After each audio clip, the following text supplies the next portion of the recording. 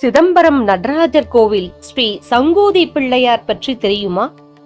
சிதம்பரம் நடராஜர் ஆலயத்தின் நவக்கிரக சன்னதிக்கு இடதுபுறத்தில் தேவசபை மண்டபத்தின் சுவற்றில் கோஷ தெய்வமாக மேற்கு நோக்கிய வடிவமாக அழகு கொஞ்சும் ஸ்ரீ சங்கூதி பிள்ளையார் அருள்கிறார்.